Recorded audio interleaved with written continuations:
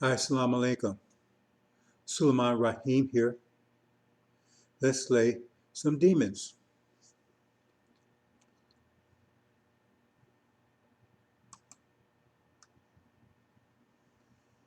Brothers and sisters, today I want to talk about the angel in this kind of very interesting way. But before we get there, again, the theme, who will win the war of Armageddon? Now, who will survive it? We don't want to survive it. We're going to win it. And we're going to win it. Because it's a zero-sum game. If they win, we win. We have two opposing views here. The analytical mind against the spatial mind. Now, I don't know if some of you are aware, those of you that's hanging out with Mr. Farrakhan, he's advising you to think analytical. You need to think analytical. See, that's the way KV thinks. Because that's where he thinks. See. But the God thinks spatial. See, it was analytical mind, right? That came up with the idea of that wheel that for us. Oh, it took technicians to build it. But you had to build it from blueprints. You have to have the idea first. See, builders, they have to follow the guys, architects. See, architects come up with the idea. See, and then the builders build from it. Without the architects, the builders don't do anything. I mean, they're sitting there with a bunch of bricks and beams and things, and that's about it. They need, some blueprints or something. And that's us. That's the wealth of America. See, our creativity, which they're hiding from you. See, it comes out in different ways. Like for music, for instance, the music is the spirit of a nation, and our music is dominating the world. It's dominating the world. See, because they can make money off of it, but they still control it. See, nowadays blacks are starting trying to get some control of it, but for years, see, that was our music, but they was profiting from it. See, and that's the spirit of a nation. That means they haven't broken our spirit. See, they've tried. They've broken some of us, but they haven't broken the spirit of the nation, because music is the spirit of a nation. And we have the most powerful spirit on the planet, because everybody is bopping and weaving to our music, aren't they? Everybody's moving to our music, aren't they? See, they're going to be moving to, you understand, our authority in a minute. See, because that's the first thing. First, the spirit. See, anyway, so the analytical mind versus spatial mind. We had the analytical mind in submission for 76 trillion years, because you have two sides of the brain, the analytical side and the spatial side. Spatial side kept analytical under control, because you need both. But if you understand the creative process, right? See, if you understand the creative process I've talked about in previous presentations, the last stage of it was to separate, like when we separate from genderless to gender, we separated from ambidextrous brain, analytical and spatial together, to two separate beings. Now we have analytical being and we have spatial being. See, analytical is rebellious by nature, because it doesn't understand the spatial creation. So it's rebellious by nature. That's why spatial has to keep it under control. But now it's released, and it's showing its rebelliousness. See? And so we have to bring it back under control. See? Suleiman is the spatial side. See? Farad is the analytical side, but he has enough spatial controlled analytical side. See? That's why his creation, he's a technical marvel. He's a technical genius, a technical God. See? But he's original. So you have enough spatial to keep that technical under control. See? But Suleiman, right? Spatially, he can solve all kinds of puzzles and things. See, he's not technical. He has enough technical to communicate with Farad. See, because they have to have enough to be able to communicate back and forth. It's like the male and the female. The female has to have some male in her, and the male has to have some female in him to be able to communicate with each other. You look at the male body, he's got female features. You got breasts you don't use. That's a sign. So we have to have enough commonality to be able to communicate with each other. So anyway, I'm not going to go into a lot of detail about that, but this is a struggle right now. The analytical mind wants to bring in the analytical creation. He wants to destroy the spatial creation because he knows the spatial creation will eventually subordinate him as he was subordinated for 76 trillion years. He don't want that. He's rebellious by nature. So he knows he cannot dominate the spatial creation because he doesn't understand it. You see, he's corrupting it. The Quran tells you he's corrupting it. The Bible tells you he's corrupting it because he doesn't understand it. So he has to get rid of it if he wants to survive independent. See? That's what he has to do. See? So that's why it's a war. We're fighting it out. We will win. Okay, bro, so let's move on.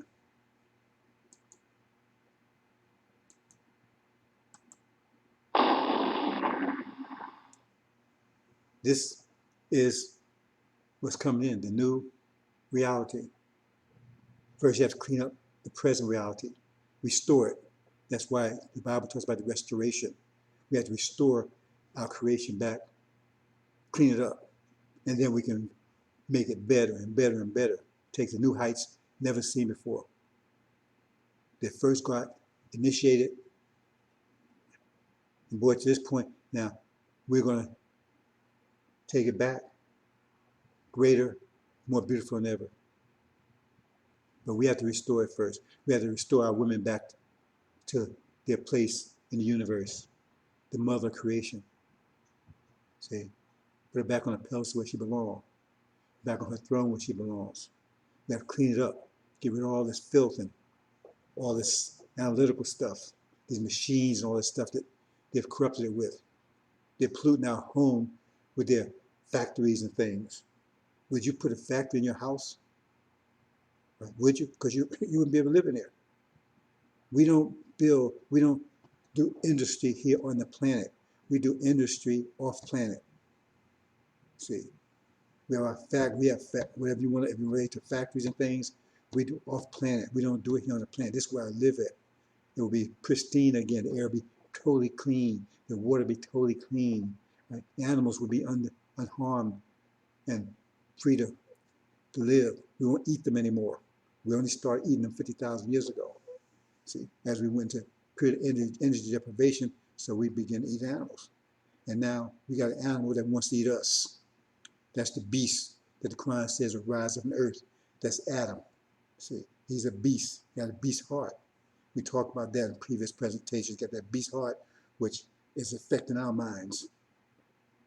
Anyway, that's the restoration. They're trying to stop it. Because for this to come in means the end of them. See, there was no plagues, no disease, or none of that stuff before them. And it will not be again after them. There will be no such thing as old age. Well, you'd be living a great amount of years, and your life would be long as a tree, 1,000 years. But you never see old age. See, and those of us who have achieved, you understand, that's wilting, like a flower that wilts because you're not receiving enough energy, enough nourishment, enough sunlight, so you're wilting. But as soon as you supply it, it comes back youthful and strong like it was before. That's what's about to happen to you, brothers and sisters. Those that you survive making it hereafter. We're wilting, we're now old.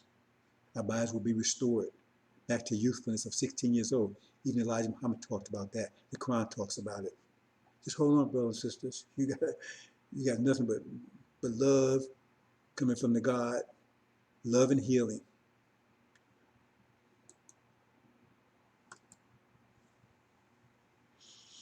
So we're going to talk about a couple more things here.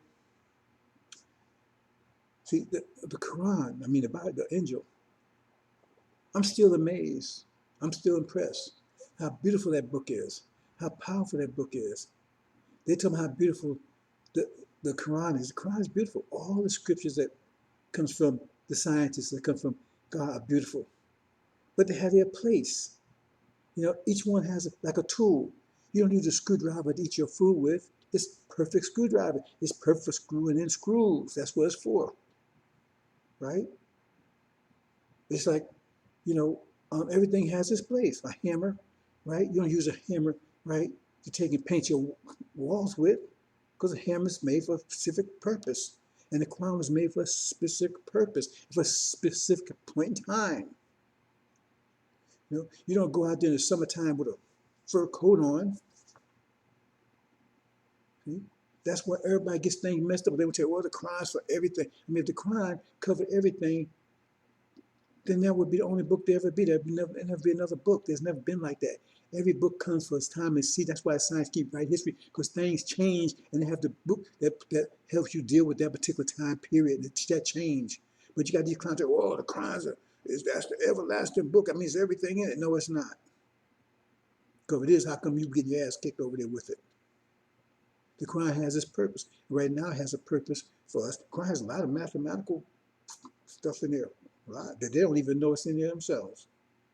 The Quran talks about the 4 sets of chromosomes. Take 4 birds, teach them to climb. They don't understand what that means. It has the so-called Big Bang. It's right there. All the whole heavens and earth was one. Then it expanded.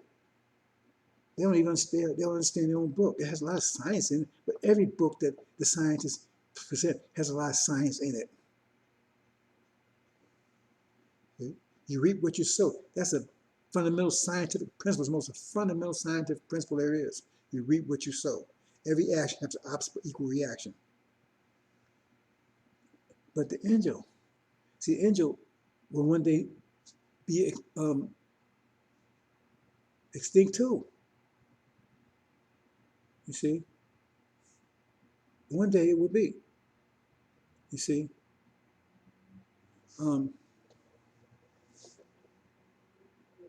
but it'll be obsolete one day. Not very much in the future, because once we're out of here and we put down all, why we need to know about jinn then? Why we need about devils? Why we need about demons when they no longer exist?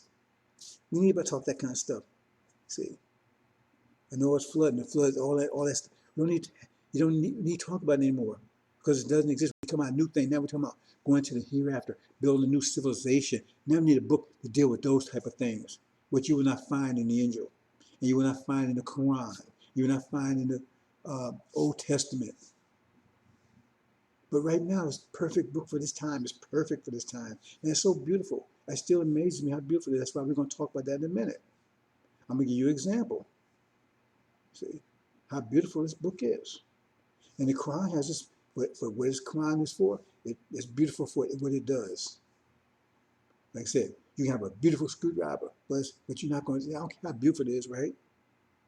You're not going to brush your teeth with it. It's beautiful in its place. And right now, the beauty in the Quran is the value it gives us, right? To make salat, you understand? To keep our minds, because we're under a mind attack. It gives us the ability to defend our minds, defend our hearts. And that's where the war is right now. Because if there's a calamity, you need to know the nature of the calamity so you can prepare for it. And right now, we're under extreme mental attack more than ever since the creation. And that's what that's what the Quran does for you, once you understand it. So we're going to talk about that a little bit. But we have these books.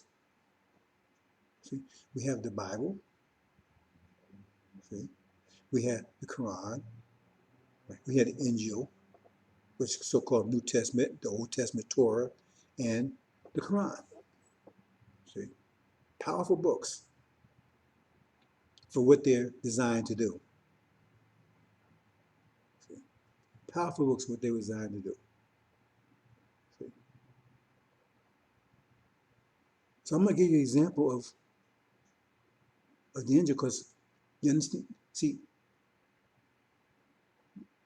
the power, the full power of the angel has not even been revealed yet. I mean, breaking the seal is powerful, but I have not unlocked the entire Bible with that key yet. I can either sit around and spend the rest of my time doing that, or I can give you what I've gotten so far.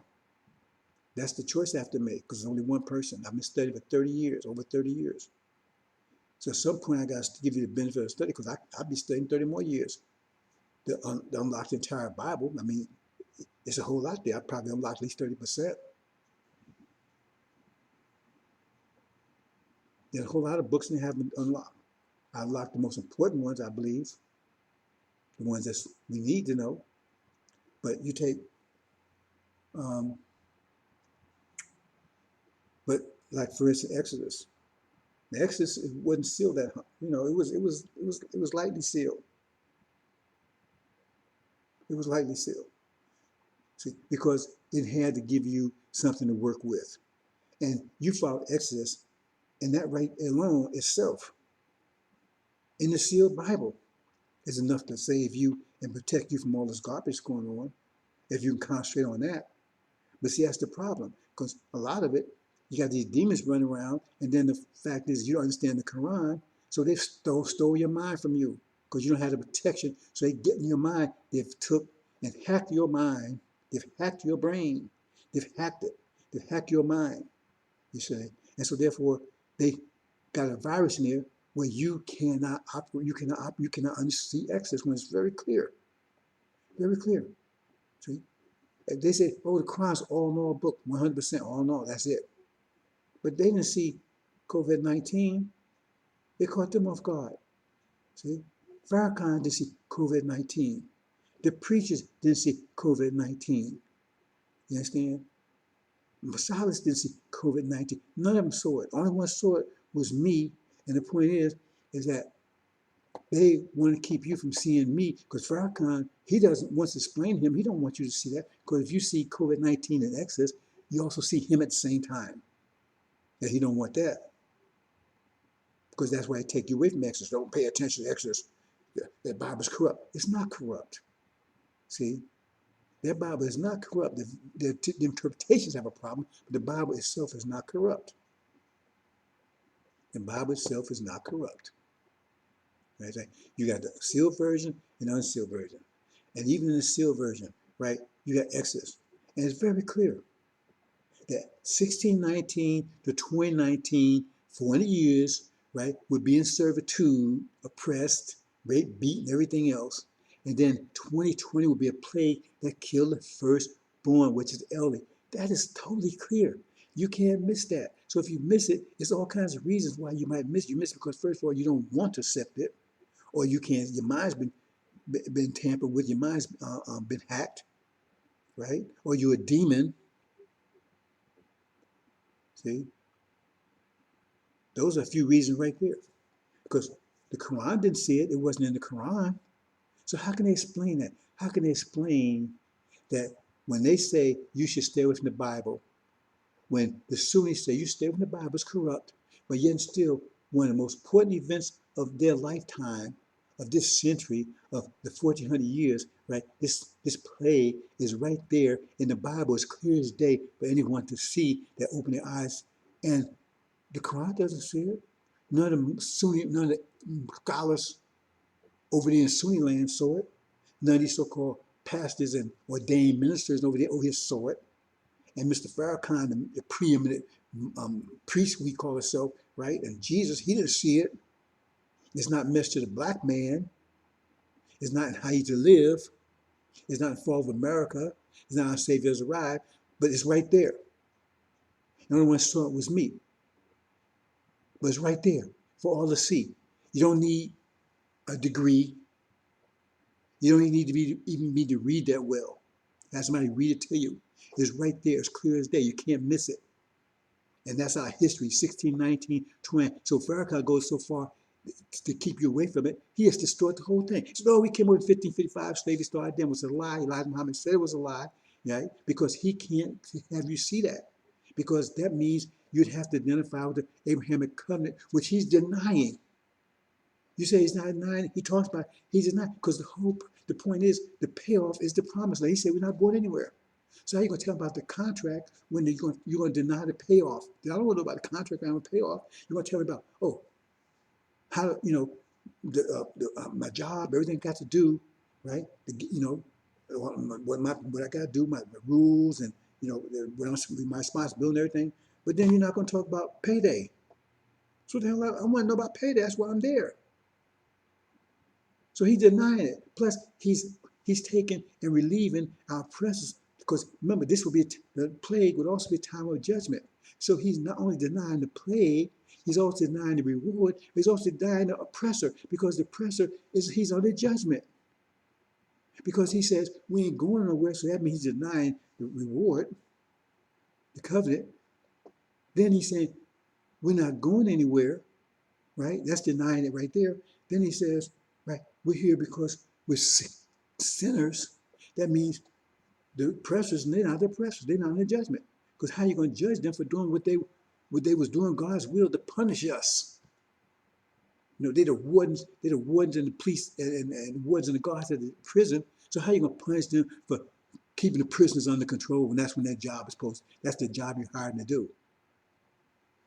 You see what I'm saying? So he's saying they're not under judgment. He said, you're not going anywhere. See? And then you're not even seed of Abraham because you're sinners. You brought him because you were sinful. You didn't come here because of covenant. He's denying the covenant in every respect. And the point is, it tells you that the one that comes after God is going to be a messenger of the covenant. He is not the messenger of the covenant, because he's denying the covenant in every way you can think of, in any substantial way. But he talks about it. Oh, yeah, well, he talks about it up to the point, right? But we ain't going anywhere. See? That means he's denying it. There's no reward. And then we can't, because we, and then he's also denied because he says we're sinners. That's why we was brought over here. Not because we made a sacrifice. Not because we was completely not part of the agreement. You see? So we're going to talk about a little bit about the angel. But remember that you got the sealed Bible. That's the Bible that we're living under right now. That's the reality, because these books are designed, they're atom bombs, A-T-T-O-M, to bring a reality in. That's how the scientists, they bring the reality in. They send a book down, and that book, right, defines and gives you the power to bring in a new reality that's for that particular time. You survive it, and you'll be successful in it. And those that accept it, they're successful. They move on to the next reality, to the next book. Those that don't, called disbelievers, they don't believe in it, so they're lost. And that's the whole purpose of it. Right? So right now, this book here, right, the Sealed Testament was the book that was by prophet Jesus 2,000 years ago, was defined, because Adam was made to make mischief and shed blood, right? So it means he would be evil, wicked, but that's the script that was given him so he could rule. That's the sealed Bible was giving him the real. So all the stuff that you see is in there. They're not lying. No, rape, slavery, taking other people's stuff, right? Oppression of women, all this stuff is in there. You see, kidnapping, all that stuff is in there. Because that's the guidance that was given to Adam, because remember, he was given guidance. He was given guidance. What was the guidance Adam was given? Telling the crime, he was given guidance. So what was the guy? But he remember, his purpose was to make mischief and shed blood. So that's the guidance he was given. I mean, it doesn't click. He said he was given guidance. So what was the guidance? The Bible. The sealed Bible. But then at the end, Suleiman would come and he'd break the seals, because the sealed Bible was, the unsealed Bible was inside the sealed Bible. And it took the sealed Bible, right, to push enough pressure, right, to ignite the unsealed Bible. And the unsealed Bible, that's the breaking of the seals, and boom. And even with, it's only, the key is only locked by 30% of the Bible. That's enough to blow away reality. If 100%, boom, it would be. See? So understand that, brother and sister. So we're going to talk about it a little bit. That's what you see. You see the one on the right, right? That's the new reality that's coming in, right? See? He's coming in with the unsealed Bible. But the one on the left over here, see, his power was the sealed Bible. It was powerful. See? It was powerful. But the sealed, unsealed Bible is blowing away. But we're in a struggle right now. So you see a struggle. Analytical mind against the spatial mind. Dr. Shabazz versus Dr. Yakub.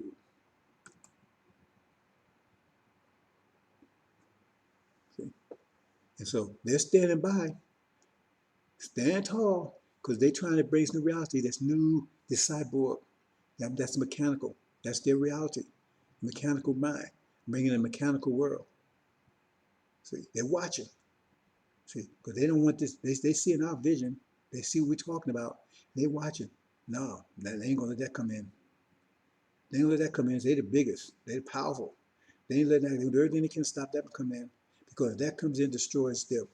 It's only one of these can exist: the analytical, or the spatial, the biological, or the mechanical, electronic mechanical. See, they're doing everything to stop this. Abortion, stillborn. See,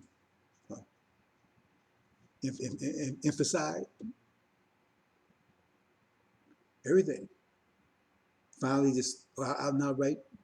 It's destruction. See, this is what they want to do, and we need to pay attention to this, because why they keep talking about nuclear war? Why they keep asking yourself, why they keep talking about nuclear war? If you go, I mean, I can show you the clips, not just talking to me. They talking about nuclear war. Why would they be talking about nuclear war? That be something they want to stop at all costs. Why would they? And why they got so many weapons they can blow it, destroy the Earth's surface 1,000 times more? Why are they talking about that? Because they want to blow away this biological, because this biological reality. They want to blow it away. They're bringing in analytical biology. They're going to blow it away. Because the biological reality is killing. Look, what do you think this COVID-19 is all about? It's killing them. It's killing the biological. It's killing the biological. Cancer and all that stuff is wiping them out. But that has no effect on the mechanical. That's a mechanical body with a biological brain. They can't separate the two. They wish they could. They could change the brain to a mechanical. That would be the ideal, but they can't do that. So they have to find a way to protect it and live in a biological and a mechanical body. That's what's going on. That's what they're trying to do. Because now because if they have they can survive. If they got that body, if they're perfected or close to it, they can survive it. Because radiation stuff, they don't care about that. The metal stuff, don't worry about that kind of stuff. But you won't survive it. That's why it says, why does it say? It says, if Farad didn't step up, right? When he did, it says no soul would be left alive. Are you paying attention? It didn't say some souls, it said no soul would be left alive. No soul would be left. All the biological would be gone. All the biological would be gone. They would destroy it all to bring in this world. You don't understand what's going on, brothers and sisters. So you keep watching NBA and NFL, watch it happen. See, this ain't going to happen. See, but some of you are going to be caught up in it. They're never going to allow to be doing this. And anyway, when they pull the triggers, they're going to get blanks. That's why Faraj is visiting all their nuclear sites and everything. They say, why these planes all around our nuclear sites, visiting a nuclear site? How do you even know where they are? Think about it. How do you even know where they are? Elijah Muhammad talked about that. When they go to pull that nuclear, the brain is going to get blanks. But that's what they got in store for you. It says, no soul would be left alive. Why was it unprecedented trouble? No soul would be left. That means a nuclear war. Why would they do that? Why would they want to destroy themselves? Of course not. These people love life more than you can imagine. They ain't doing it to destroy themselves, they're doing it to destroy you. Okay, this one I want to talk about, brothers and sisters. So before we do it, let's take a short break, right? Because I want to take a little time to make sure you understand this, because it's so beautiful.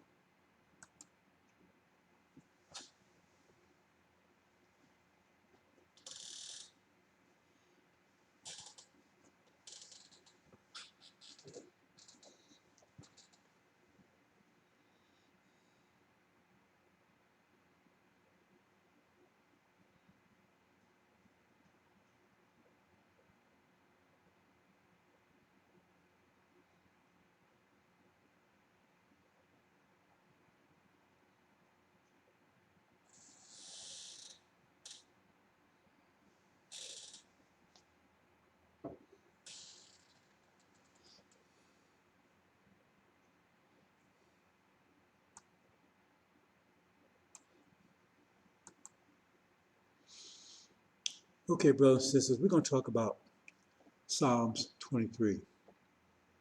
It's beautiful. See, and I'm thinking about unlocking some of these Psalms, right? Because these Psalms are very beautiful. Most people don't even think about these Psalms because they got a lot of information you're going to see in a minute. Now, what's this 23rd Psalm about? Well, it's talking about the NOI. That's what it's talking about. We're going to show you the angel, because you wouldn't understand unless you got an angel key. So we're going to break it down. It's a short psalm, but it's very powerful and it's very beautiful, right? So we'll look at it. We're going to talk about the first verse here, the first 3 verses. It said, "The Lord is my shepherd, I shall not want. He makes me to lie down in green pastures. He leads me beside still waters. He restores my soul. He leads me in the path of righteousness for his name's sake." Now, what's that talking about? Look at the angel key, right? If you see my cursor here, see my cursor here, right? See the greenish yellow, what's green? Okay, that's the passage talking about. It's talking about the NOI. See, he lay me lie down in green pastures, right? It says he leads me beside still waters. Remember, I'm not changing anything. This angel key. These are waters. See, here's Castor, here's the water. So it's talking about NOI. He leads me, right? And he restores my soul. So in other words, he's not corrupt like the other ones. He's not corrupt like these other demons. See, his soul is restored, right? And he leads me a path of righteousness. That's Elijah Muhammad teaching him. That's what it's talking about. That's what it's talking about. See, Elijah was raised, to lead them in the path of righteousness for his name's sake. That's what it's talking about. So let's go a little further.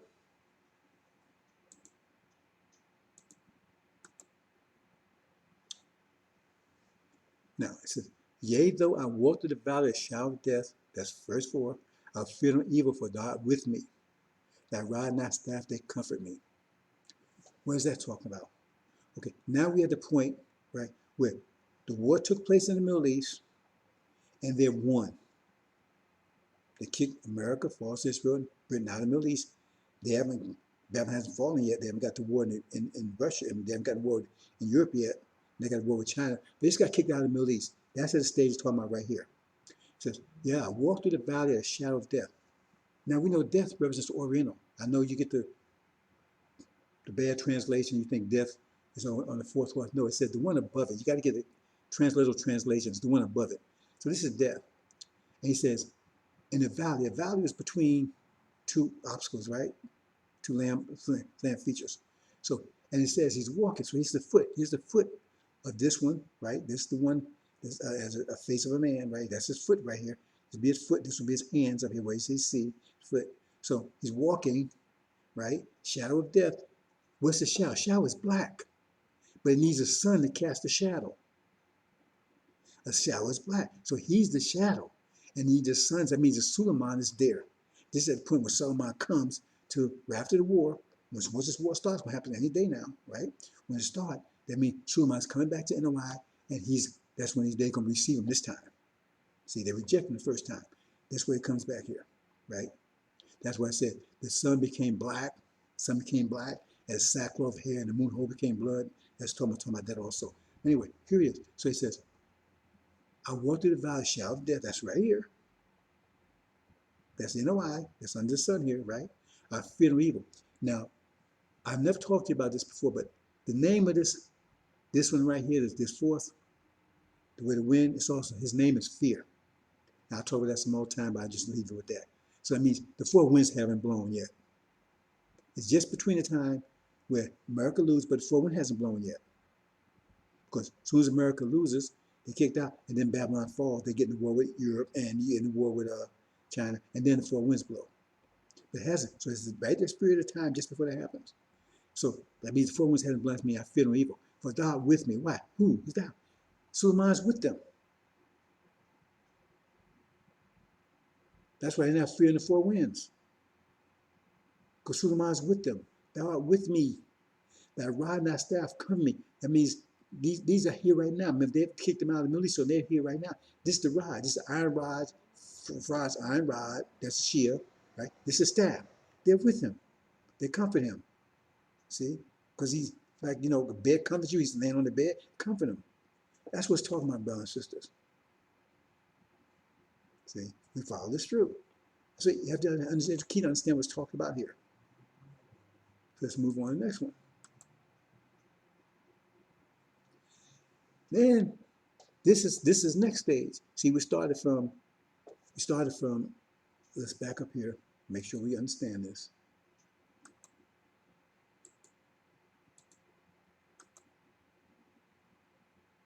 We start from here. This is at the point when Elijah's here, right? When Elijah was teaching, then he left, right? That's up to 1975. So they're falling away, right? Then that moves us to the point where the war happened, that's about to happen, right? Now we're at that stage, so it's moving along, right? So it's two stages. First, falling away, now the war, right? Middle East, next one. And now, this is the point where after the resurrection took place, and then we're gone. See, because the Shia, we left, and then we're over there in the Middle East now. We've been taken away. See, but at that point, what it says there was two things that happened, right? It says those delivered, that was in the Lamb's book, right? That's the elect up there, right? See, so we're over there now. They was delivered, but there was two groups that was left behind. One everlasting life and one everlasting shame and appallment, right? So there you go right here. Here's the NOI, that's the one everlasting life and everlasting shame and appallment. But they left behind. So one is left back to destruction and one is left back to his life, but it has to go through tribulation first because it's left behind. That's what it's talking about here. So he says, thou hast prepared a table before me in the presence of my enemies, right? And thou hast anointed my head with oil. Now here it is, see, his head is anointed with oil because where's the rod? The Shia also called the olive trees in chapter 11. That means they're the oil. You also get them in the fourth trumpet, fourth seal where it says, do not touch the oil in the wine, right? So he's anointed my head with oil. So they're on top of his head now. That's what's talking about here, right? And it says, and my cup runneth over. That's on the next page.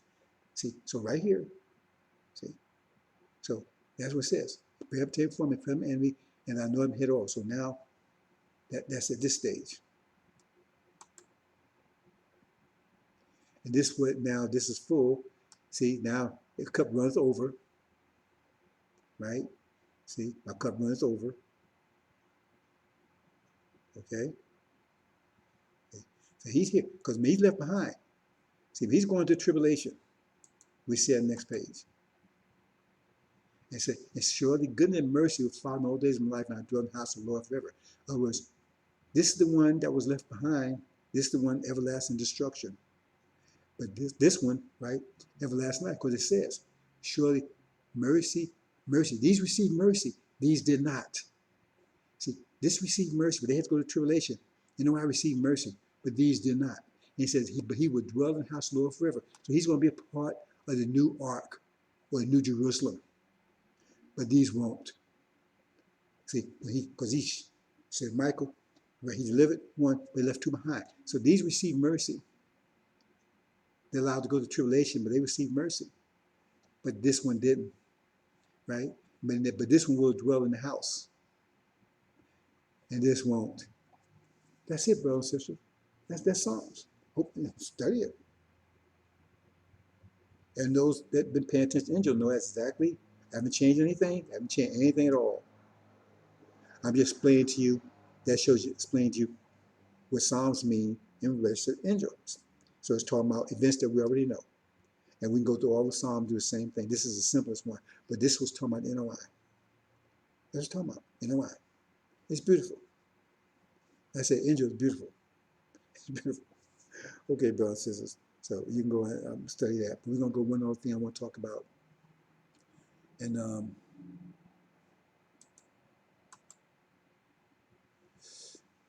Scientology and Dianetics. Now, what's about this Scientology and Dianetics? See, now, the whole idea behind Dianetics is, well, you got all this,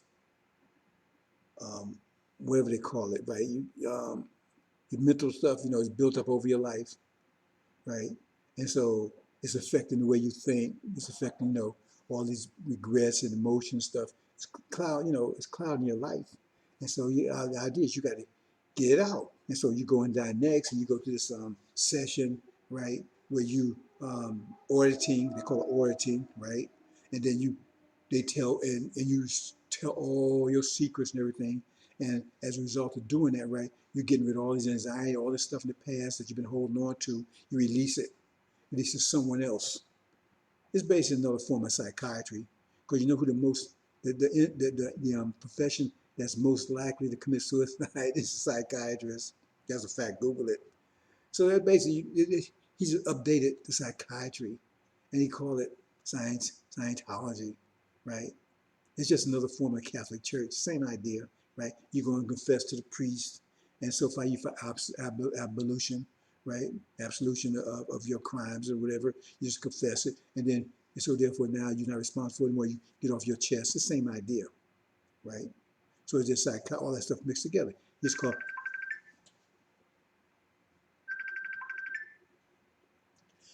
Dianetics. 1 second here.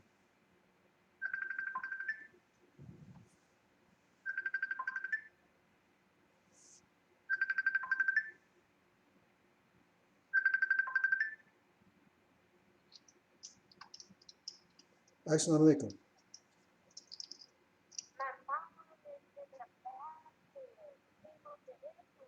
What? Hello? Okay, I'll call you back, okay?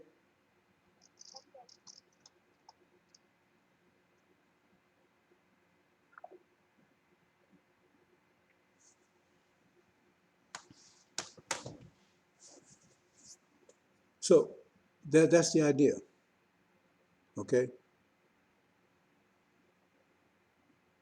So so by doing this, right, you get rid of all those anxiety and everything, and then they call it clear. So now you're clear.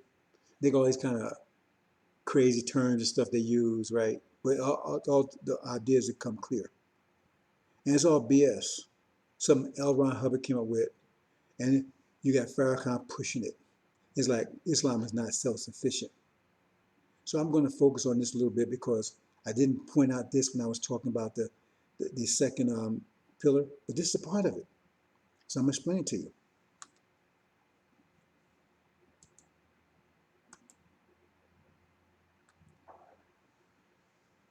Okay, you see a car here, it's all dented up.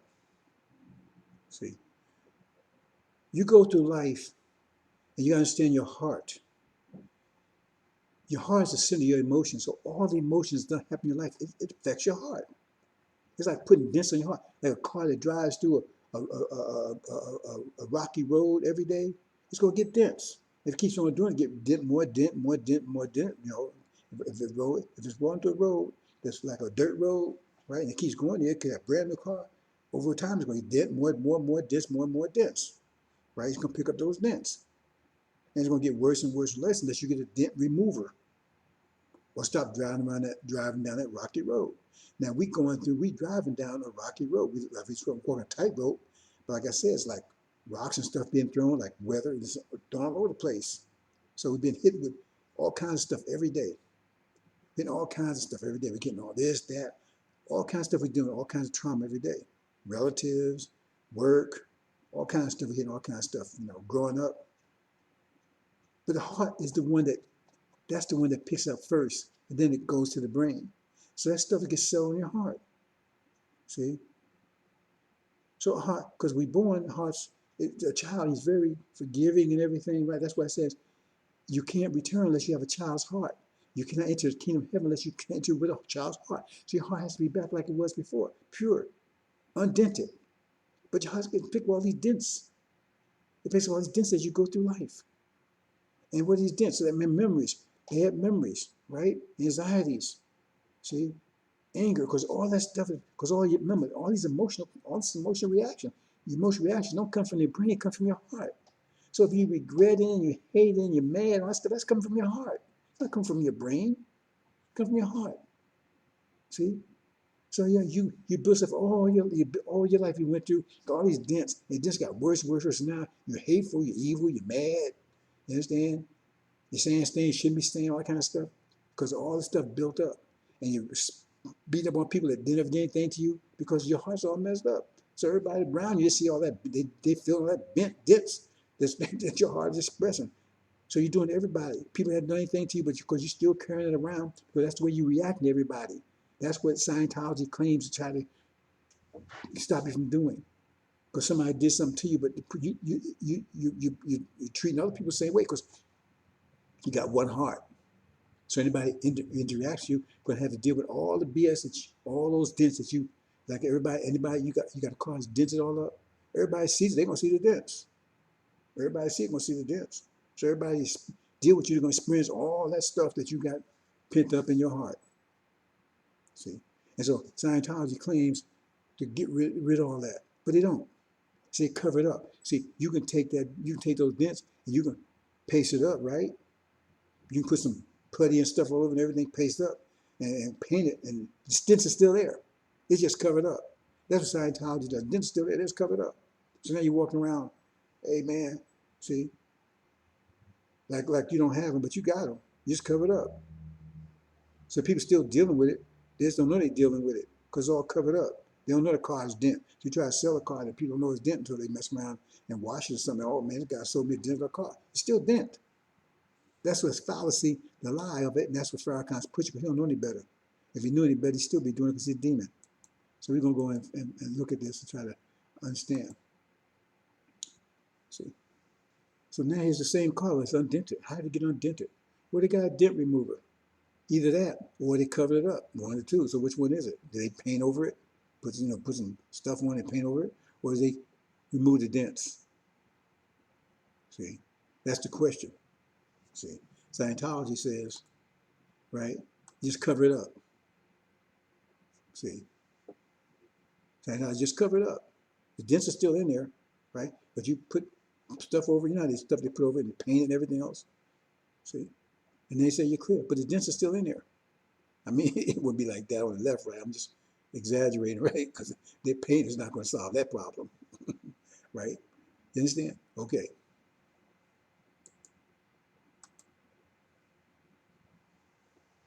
So here you go. On the left, that's probably a picture of a heart that's not beating properly. See, it's got issues. On the right is a healthy heart. I know it doesn't look that well, but I couldn't find a good kind of picture I really wanted. I mean, you couldn't actually see that, right? He had a diseased heart. But so the one left is, just take my word for it. It's supposed to be a diseased heart. That's what the caption says. The one on the right is healthy heart. Okay. So we're walking around with a diseased heart. Well, we said disease, but it's a heart that's not functioning well because it's got all this dents in it, all these bad memories, all the stuff that happened to you in the past. This heart memory. That's all your emotions come from. Heart memory, not brain memory. See? From heart memory. So you're carrying that around with you. You call yourself bipolar and all this stuff. Okay.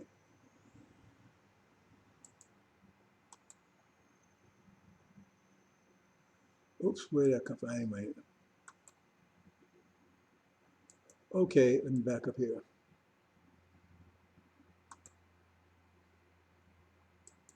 Okay, well, I don't need. Okay, just let me explain to you. When you make salats,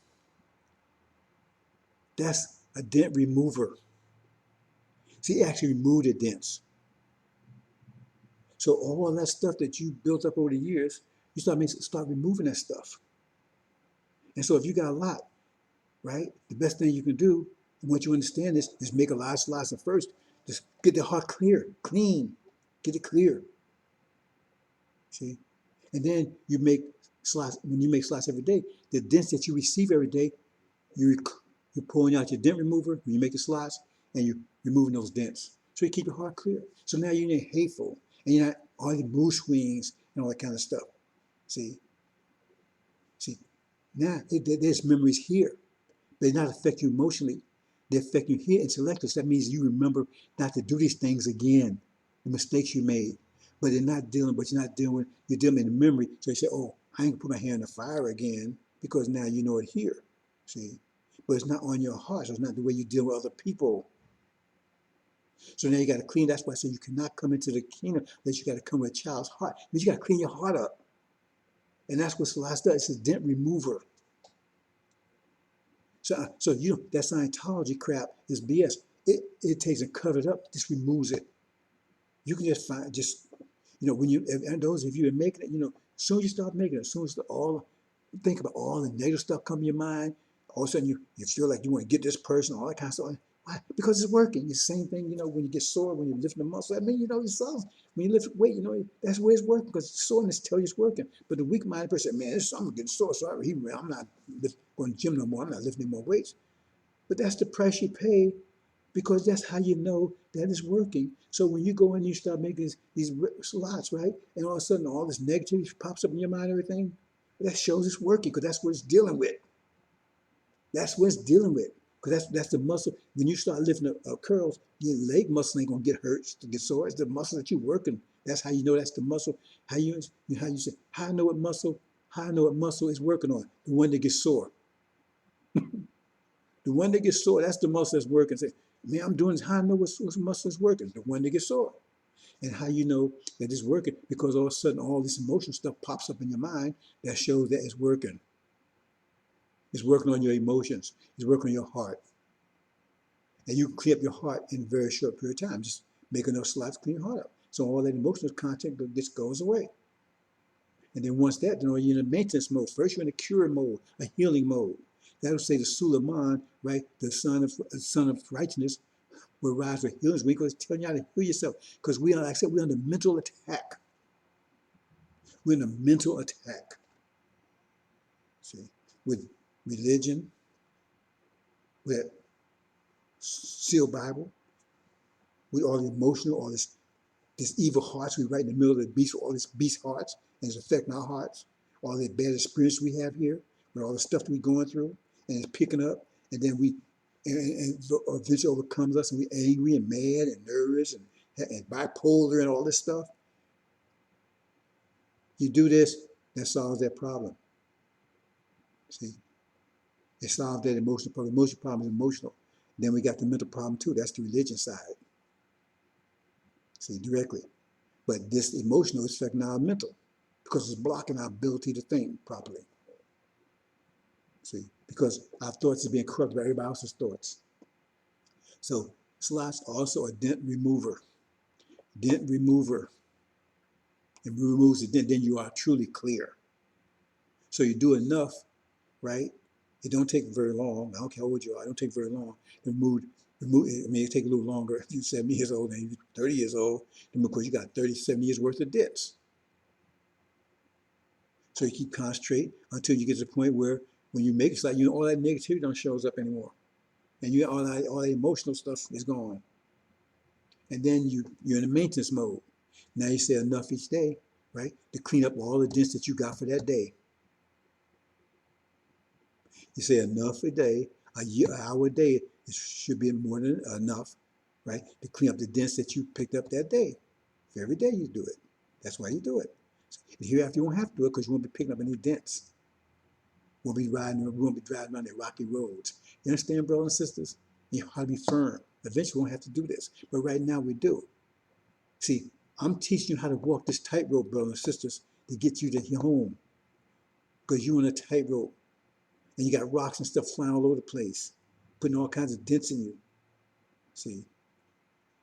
Which upsetting you emotionally. And so therefore you can't deal properly with people. Oh, well, this some person did to me. Look, brothers and sisters, one day it says that when you get to hereafter, it says that you're going to shed tears over Suleiman. That's what it said. It says you're going to shed tears. I share the verses. It says it. Why? Because when you find out all about my life history, all things happened to me, you think you had it bad. See, just about everything that can possibly happen has happened to me. But do you see me been out of shape? You see me going through any emotional situations here? I don't. I'm definitely out here to get rid of devils and demons. That's my emotional. If I'm going to take it there, you understand? But you see me upset, angry at people, just angry at devils and demons. That is right directed anger. But as far as everybody else, see, I'm not walking a harboring hell and evil and this stuff. I don't hate devils and demons. I don't hate anybody. It's not a matter of hate. We gotta get rid of them. Because what they're doing, it's like getting rid of, I mean, if you get a cold, you hate the virus. I mean, no, you want to get that virus out of your system. It's not about hate, it's about trying to get well. See? It's about trying to get well. You understand? So I don't hate anybody. I never hate. I'm not in the hate mode. I don't hate anything. I'm not angry at anybody. See? Because anger blinds you. See, I'm not angry at the devils and demons. I understand what they're doing. I understand what they're doing. I told you this many times. I understand what they're doing. I appreciate what they're doing because they want to survive. But we want to survive too. And both of us can't survive. And I'm not in emotional stress, anxiety. Any of you have detected that from me? No, you don't, because it's not there. I'm not putting on the front. I'm like Farrakhan. He put on the front, and as soon as the camera's off, he's kicking ass and hogging and fussing and all that kind of stuff. That's not me. What you see here is where I'm always. And my wife comes to tell you right now, I swear I'm right. I'm like this all the time. And I'm very positive because I go out and I do my karate. I go and do my gym, right? I do my exercise. I do all this kind of stuff. I study, right? I'm going to do this presentation because it's lots. Because if you upset then that slows you down. You don't want to get out of bed. You don't want to do anything. You know how it happens when you get all mad and everything. Me, I'm positive. Anybody come around me, I'm nothing but positive. See? But if you want to talk about devil and demon, I tell you, no, we got to get rid of them. But I ain't saying, I ain't angry about it. If I show it, it's to make a point, but it's not because I'm feeling it. Because if you do it, that's killing you. If you're angry and upset and all this, that's killing you. That's what Scientology claims it's supposed to be solving. It's not. It's not solving it. See, it's just covering it up. So that's what I pointed out to you, brothers and sisters. You understand? I keep standing quiet for a second. I mean, that caption is wrong caption there, brothers and sisters. I keep forgetting to clean it up. I don't know why. I made some kind of Freudian slip, I guess, and plus it's spelled wrong. It should be quiet. But it said quit before the storm. Well, that's not even quit, is it? So anyway, I missed that one. So, pardon me on that. Hope you understand, brothers and sisters. You're the God. You're given all the information you need, right? You got the 5 pillars of Islam, right? See, 5 mathematical pillars of Islam. That's your protection, your clothing, right? Those other people have nothing like that. They can't walk like you walk. They not walk like you walking. Then you got the angel, pure water, pure water. Right? And that's you know the difference between what you drinking and what they drinking. And the Sunnis and the Christians are drinking the same water. Sunnis just put a little flavor in it. They both oppressing women. They both believe in mystery gods, right? So they the same. See, drinking the same water. Okay, brother says, hope you understand. So let's move on. This is the storm. I left this and I should have took it out. So apologize for that. Anyway, it's still relevant, right? This is about to happen, brothers and sisters. It's a storm. The pause before the storm. The pause is almost over. It was a 5 to 7 month pause. It's almost over. Then the storm. It's the storm. America's at war. See, they're being burnt up, being burnt alive. Them and the demons. Farrakhan, chief demon, he's going down with them. See, they know I should not be there. So this is bad. This is bad. This got in there by mistake. They know I should not be there.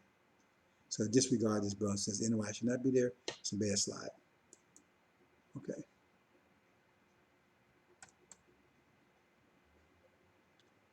Okay, brothers and sisters. 2021, year of the Lord. Time of present trouble. You're gonna see things once the storm happens that you've never seen before. It says you see things you've never seen before.